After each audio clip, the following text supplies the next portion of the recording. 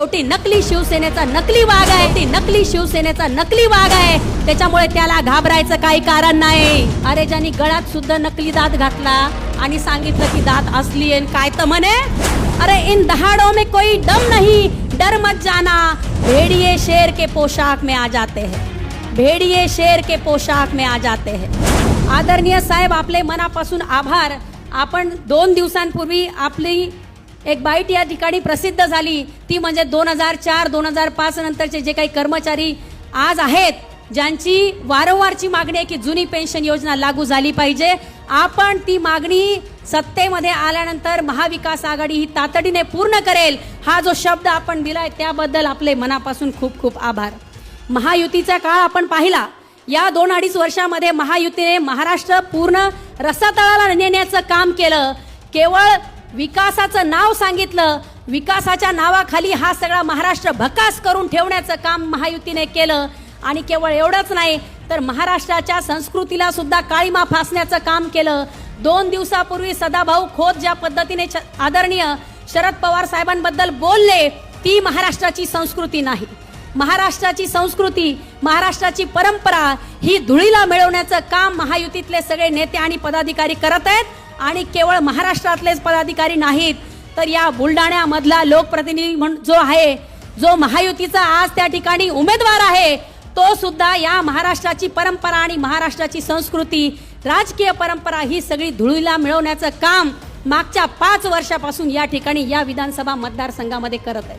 आपण सगळे पाहताय, आपल्याला केवळ सांगण्यात आलंय, या ठिकाणी ऊर बडवून बडवून विकास कामांचा ढोल वाजवला जातोय की इतक्या 1000 कोटींची विकास कामं झाली. मुळात या बुलढाणा विधानसभा मतदारसंघामध्ये विकास कामाचं झालं काय, आमच्यापर्यंत आलेच नाहीत, अशा पद्धतीचं बोलण्याची वेळ सामान्य जनतेला आलेली आहे. आज महाराष्ट्रामध्ये शेतकऱ्यांसाठी महायुतीच्या सरकारने काहीही केलेलं नाही आणि बुलढाणा विधानसभा मतदारसंघामध्ये तीच परिस्थिती आहे. महाराष्ट्रात आपण पाहतोय की शेतकरी हवालदिल झालाय, अस्मानी आणि सुलतानी संकटाचा सामना करतोय. शेतीमालाला भाव नाही. आज कपाशी 6000 रुपये, सोयाबीन 4000 रुपये, मका 1200 रुपये आणि त्या ठिकाणी शेतीमालाचे भाव पाडलेत आणि औषधांचे, खत बियाण्यांचे भाव वाढवून ठेवले. शेतकऱ्यांना जगायचं की मरायचं असा प्रश्न या सरकारने निर्माण करून ठेवला.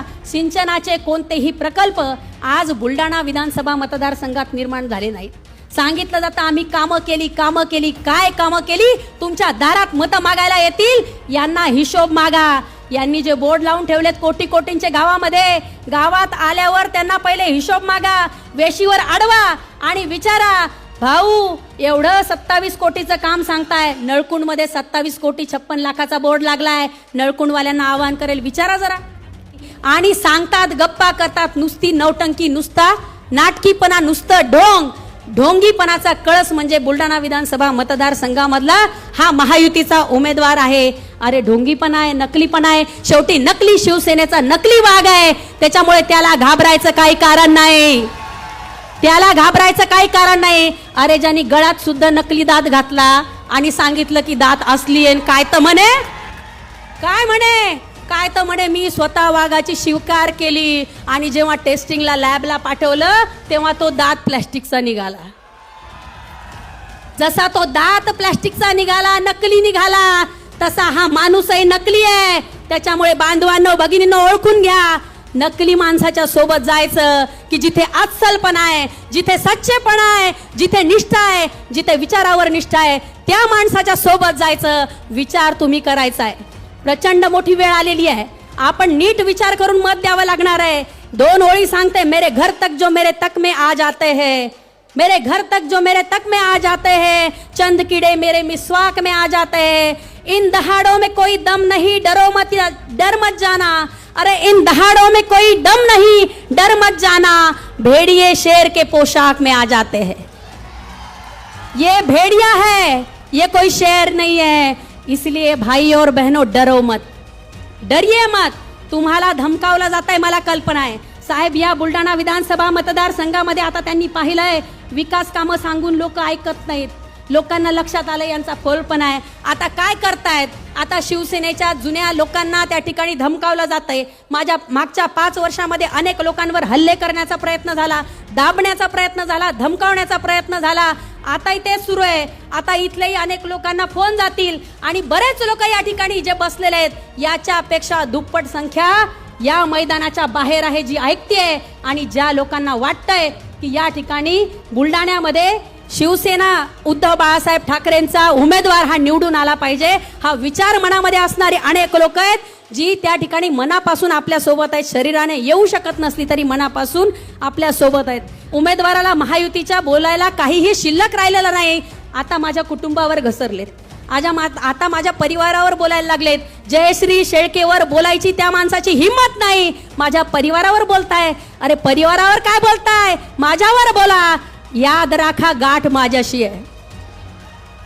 महिलेला जर तुम्ही त्या ठिकाणी डिवचलत, तिच्या आत्मसन्मानाला जर त्या ठिकाणी ठेच पोहोचवली तर लक्षात ठेवा की बाई त्या ठिकाणी अजिबात घाबरत नाही. ती तुम्हाला तोडीस तोड उत्तर दिल्याशिवाय राहणार नाही. आज या बुलढाणा मतदारसंघामध्ये अनेक लोकांच्या पोटावर पाय देण्याचं काम, अतिक्रमणधारकांच्या पोटावर पाय देण्याचं काम, ज्यांचे गाळे त्यांना मिळायला पाहिजे होते ते मिळू दिले नाहीत, स्वतःच्या घरात घालण्याचं काम या व्यक्तीनं केलं. त्यांना त्यांची जागा दाखवण्याचं काम आता भविष्यामध्ये करावं लागणार आहे. यांनी इतकी पापं केलीत 5 वर्षामध्ये, तो पापाचा घडा आता भरलाय, तो आता फुटण्याची वेळ आलेली आहे. 20 तारखेला आपल्या मतदानाच्या माध्यमातून मशाल या चिन्हावर प्रचंड मोठ्या मताधिक्याने आपण मला निवडून द्यावं.